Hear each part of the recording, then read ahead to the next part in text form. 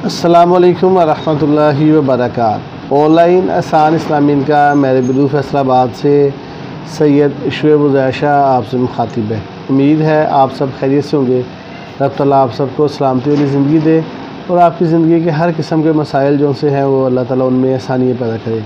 यकीनी बात है ये बड़ा कठिन दौर जा रहा है। रात हम जो से हैं जी वो काम के सिलसिले में ही छोटा सा काम है हमारा भी, ये कपड़े वगैरह का काम के सिलसिले में लाहौर गए। तो ये बात करने का मकसद आपके साथ यही है कि हालात जो से ना माशी तौर पे बहुत ज़्यादा अल्लाह ताला माफ़ फरमाए जो से कठिन जा रहे हैं।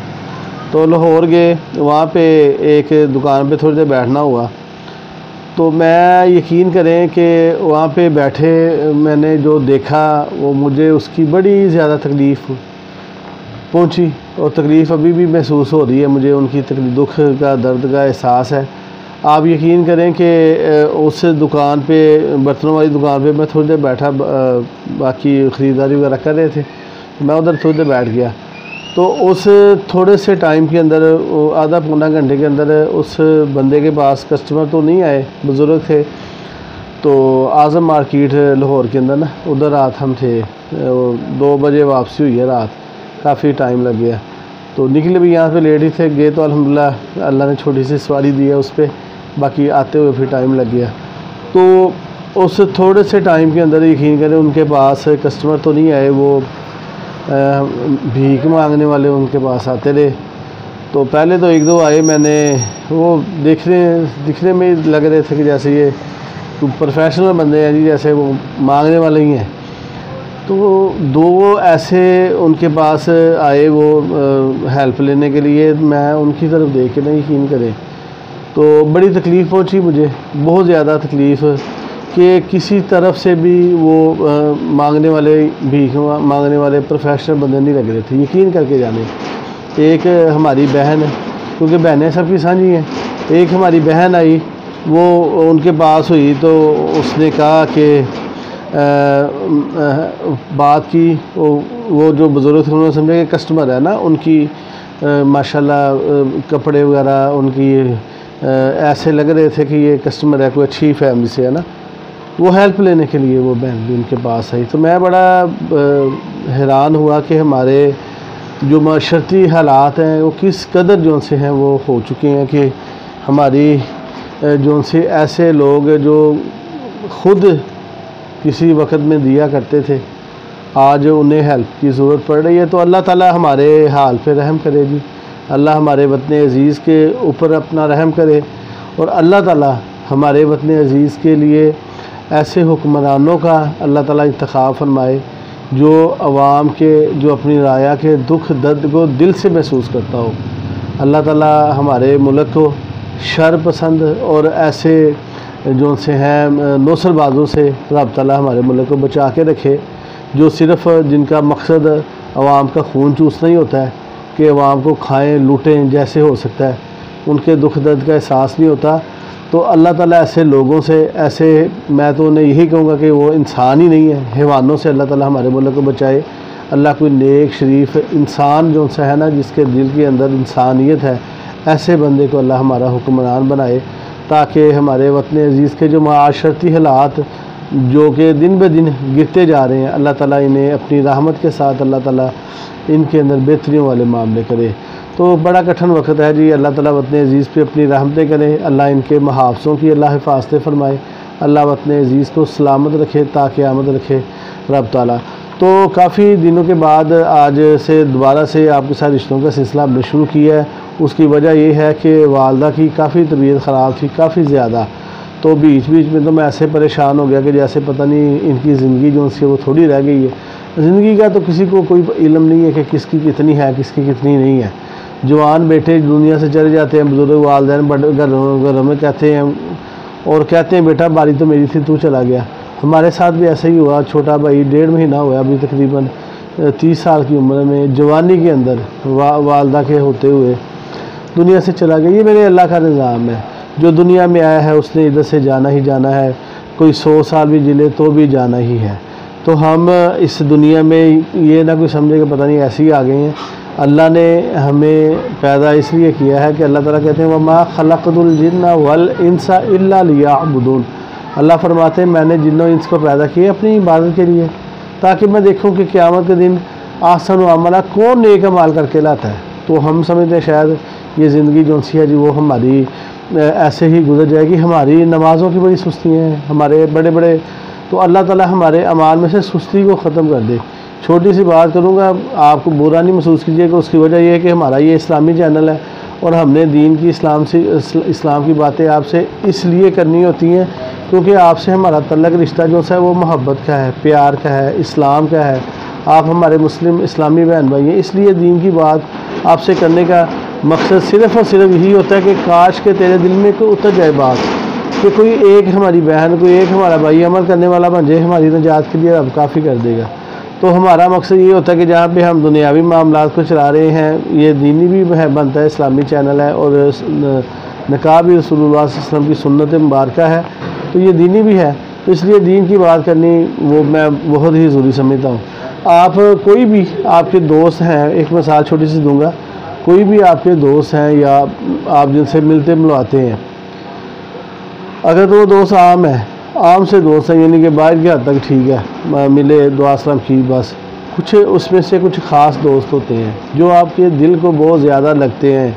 आपका दिल करता है यार इसके साथ कोई वक्त गुजारा जाए, इससे घर में बुलाया जाए, इसकी दावत की जाए, दिल में आता है ना आपके, तो आप उससे फिर दावत देते हैं कि यार तो हमारे घर आना। कोई आपके कॉलेज के फ्रेंड हो, मदरसे के फ्रेंड हो, स्कूल के फ्रेंड हो, तो आप यकीनी बात है जो आपको बहुत ज़्यादा प्यारे लगते हैं ना, आप कहते हैं यार तो घर आना, हम इकट्ठे खेलेंगे, इकट्ठे खाना खाएंगे, इकट्ठे हम कहीं जाएंगे घूमने फिरने, दिल में आता है ना। आप कहते हैं कि मेरे घर आना। आप किसको दावत देते हैं अपने घर आने की? आप उस बंदे को दावत देते हैं जो आपके दिल के बहुत ज़्यादा करीब होता है। हर बंदे को, ऐसा बंदा जिससे आपको नफरत हो या जिसे आप अच्छा ना समझते हो, आप कभी भी उसे अपने घर नहीं बुलाएंगे। तो जो बंदा आपको अच्छा लगेगा आप उसी को अपने घर में बुलाएंगे। तो यहाँ पे थोड़ी देर ठहरिए, मेरी बात का गुस्सा ना कीजिएगा, सिर्फ इस्लाही बात है। अल्लाह ताला अपने घर में हमें आपको क्यों नहीं बुला रहा? कभी हमने सोचा है कि हमारे रब के साथ तल्लक कैसा है? माइंड ना कीजिएगा, मैं माज़रत चाहता हूँ एडवांस ही आपसे। कौन सी हमसे ऐसी ख़ता हो गई है कि ये पेशानी अल्लाह के घर में जाके झुक नहीं रही? अल्लाह नमाज की तौफीक जो सी है वो हमें नहीं है। अजान होती है ऐसे ही है जैसे मुर्दे पड़े हैं, पता ही नहीं है नमाज भी पढ़नी है नहीं। तो ऐसी कौन सी बात है, ऐसा कौन सा गुनाह हो गया कि अल्लाह हमें अपने घर नहीं बुला रहा, नमाज़ पढ़ने नहीं जा रहे हम? तो सोचें, इस दुनिया में हमेशा नहीं बैठ रहना। यकीन करें, मैंने अपनी आँखों से, अपने हाथों से अपने वालिद साहब को अल्लाह की ईमान किया, दुनिया से चले गए। उसके बाद मेरा भाई, ये वो रिश्ते हैं जो खून के हैं, अपने रिश्ते हैं जो मैंने अपनी ज़िंदगी में मैंने अब तक दो मेरे खून के भाई और बाप दोनों चले गए। तो मैंने भी जाना है, आपने भी जाना है। तो यहाँ पे दुनिया में हमने रहते हुए अपनी ज़िंदगी को इस हिसाब से गुजारना है कि मरने के बाद अगली ज़िंदगी आसान हो जाए। ये बातें आपसे करने का मकसद आपका वक्त ज़ाया करना नहीं है और ना ही इन बातों को मैं फजूल समझता हूँ। कि लोग कहते हैं अक्सर, चंद एक लोग, ज़्यादा नहीं, वो कमर्स के अंदर कहते हैं जी काम की बात इतने मिनट के बाद शुरू हुई। वो समझते हैं कि जो रिश्ते की बात है ना, प्रपोज़ल की बात है, वही काम की बात है। बाकी जो बातें हैं वो सारी अल्लाह से माफ़ी मांगनी चाहिए, वो सारी ऐसे ही हैं, ज़ाया ही हैं, मिस ही हैं उनकी नज़रों में। तो अल्लाह ऐसे लोगों को भी हिदायत दे। बात करने का, आपके साथ गुफ्तगू करने का मकसद, दीन की बात करने का मकसद सिर्फ यही है कि यार अल्लाह वाले बन जाए। हम अपनी ज़िंदगी में, दुनिया में आने का मकसद जो है ना उसे याद रखें। दुनिया में आने का मकसद हम ना भूल जाएं। कोई भी बंदा है ना, मैं अक्सर ये मिसाल देता हूँ कि कोई बंदा है ना, उसके पास पैसे भी हैं और वो बाज़ार जाता है और उसे किसी चीज़ की ज़रूरत है और उसे वाकई ज़रूरत है, बाज़ार जाता है अपनी वो चीज़ ख़रीदने के लिए, वो चक्कर बक्कर लगाता है, पैसे भी पास है, चीज़ भी देखता है, किसी से पूछता नहीं है, कुछ करता नहीं है, वो वैसे ही वापस आ जाता है। तो कोई भी जी शोर बंदा और आके बताता भी है कि यार मैं बाज़ार गया था, मुझे इस चीज़ की ज़रूरत थी, मेरे पास पैसे भी थे, चीज़ भी थी, मैंने ली नहीं है। कोई भी बंदा उसे कहेगा नहीं कि यार ये समझदार हो, कहेगा तू बेवकूफ़ है, तू अहमक है, तू बाज़ार गया, तुझे ज़रूरत भी थी, चीज़ भी थी, तूने ली नहीं है, पैसे भी थे तेरे पास। तो ये दुनिया में हम आए हैं ना, हम ये समझते हैं कि पता नहीं फालतू ही आ गए हैं। हमें पता है अगर हमें इम्तिहान, अक्सर हम एग्ज़ाम देते हैं ना, हमारे स्टूडेंट बहन भाई एग्ज़ाम देते हैं तो उन्हें पता नहीं होता कि एग्ज़ाम के अंदर सवाल कौन से आने हैं, इन्हें नहीं पता होता कि सवाल कौन से आने हैं, ताकि वो उसकी तैयारी कर सके। वो तो सारी बुकों की तैयारी करते हैं ना, अगर मैथमेटिक्स का है तो सारी बुक की तैयारी करनी है, सारे मज़ामीन पढ़ने हैं। तो अगर उन्हें पता लग जाए ना कि ये 7-8 सवाल आने हैं, तो वो उन 7-8 सवालों को याद कर ले, 10 सवालों को याद कर ले, दीगर सारी किताबों को छोड़ दें। तो वो आपके पास ऑप्शन होता है कि आपने इस किताब में से आपसे सवाल आएंगे तो उसमें से ही आपने हल करने हैं। तो ये दुनिया जो सी है ये एक इम्तिहान का है। अल्लाह ने हमें यहाँ पे भेजा है, अल्लाह ने हमें बता दिया है कि दुनिया में रहते हुए मेरी बंदगी करोगे, मेरे मोहम्मद सल्लल्लाहु अलैहि वसल्लम के उसवा हसना पे चलोगे, उनके बताए हुए अहकामात के मुताबिक ज़िंदगी गुजारोगे, तो ये नाम है जन्नत है, इसमें दाखिल कर दिए जाओगे अमन के साथ, सलामती के साथ। और अगर मेरे नबी सल्लल्लाहु अलैहि वसल्लम के रस्ते को छोड़ा, आप सल्लल्लाहु अलैहि वसल्लम के तरीके को छोड़ा, आप सल्लल्लाहु अलैहि वसल्लम के अहकामात को पशे पुश डाला और ऐसे मेरी नाफरमानी करते हुए ज़िंदगी गुजारोगे, तो ये जहन्नम है, इसके अंदर दाखिल कर दिए जाओगे। तो हमें पता है ये हम इम्तिहान में हैं, हमें पता है कि हमारी रिज़ल्ट जो है वो हमारा, हम जो लिख के करके जाएंगे ना यहाँ पे क़यामत के दिन वही बोला जाएगा।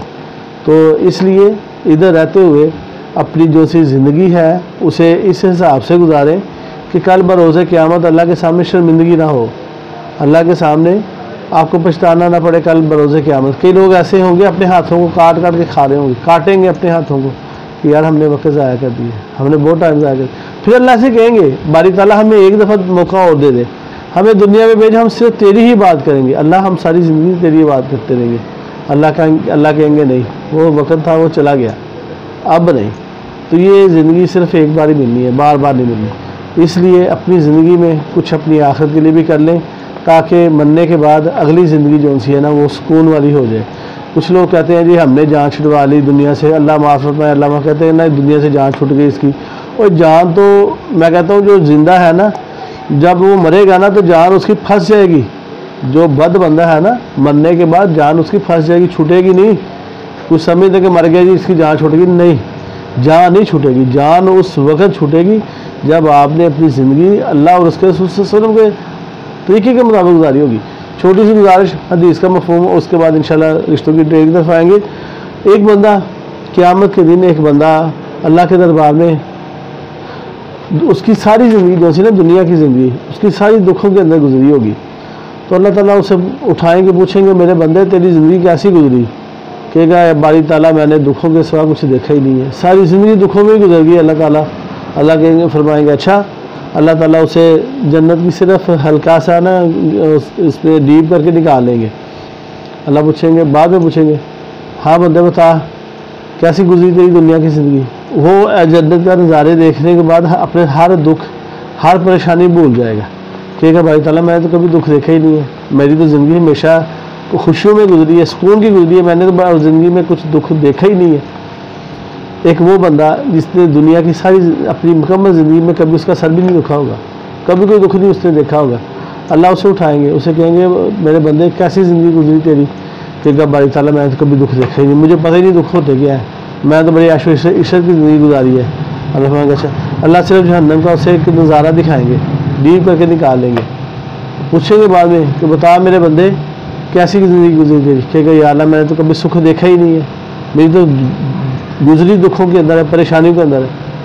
ऐसी जगह का नाम जहन्नम है, और जिसका नज़ारा करने के बाद बंदा ज़िंदगी से भर के दुख भूल जाएगा ना, उस जगह का नाम जन्नत है।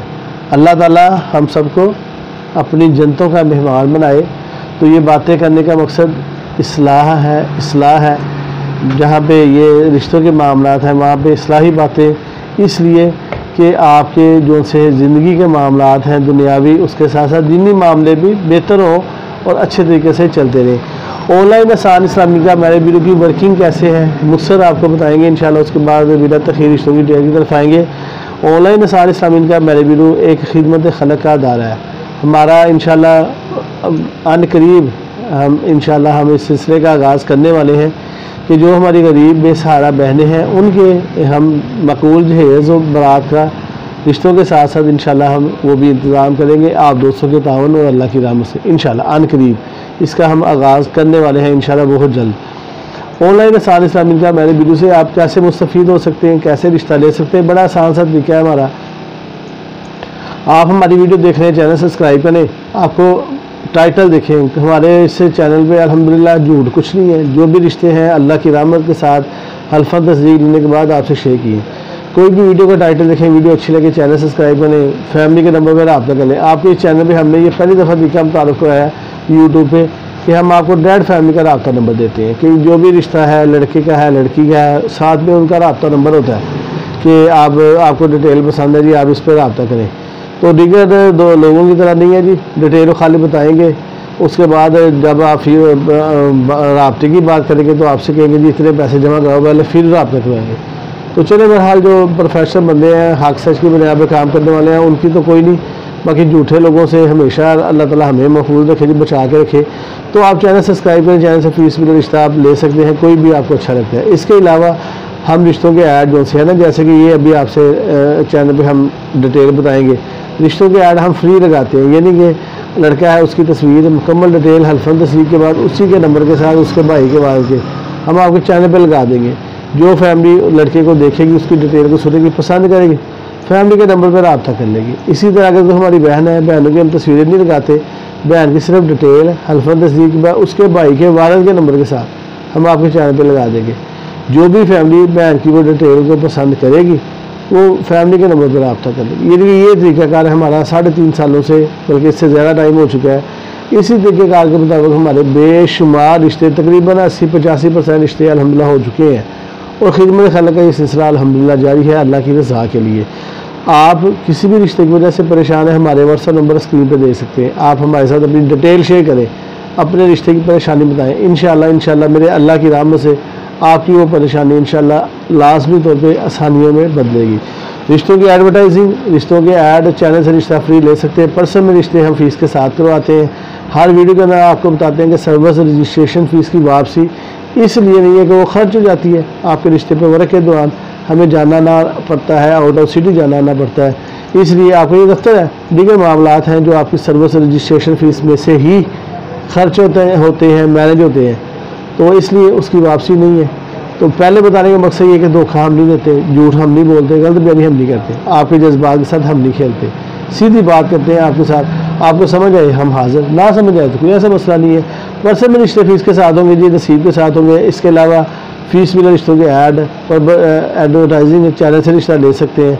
इसके अलावा हमारा तीसरा कोई तरीक़ाकार नहीं है। तो बिना तखीर जी आज के रिश्तों की डिटेल की तरफ आते हैं जी। ये रिश्ता आपके साथ पहले भी शेयर किया था हमने, रफ़ाकत अली शाह साहब इनका नाम है। इनकी मुझे लगता है रिश्ता भी हुआ नहीं, इन्होंने मुझे दोबारा सेंड किया, मैंने कहा चलो फिर लगा देते हैं। तो उम्मीद है इंशाल्लाह इस बार इनका लाज़मी हो जाएगा।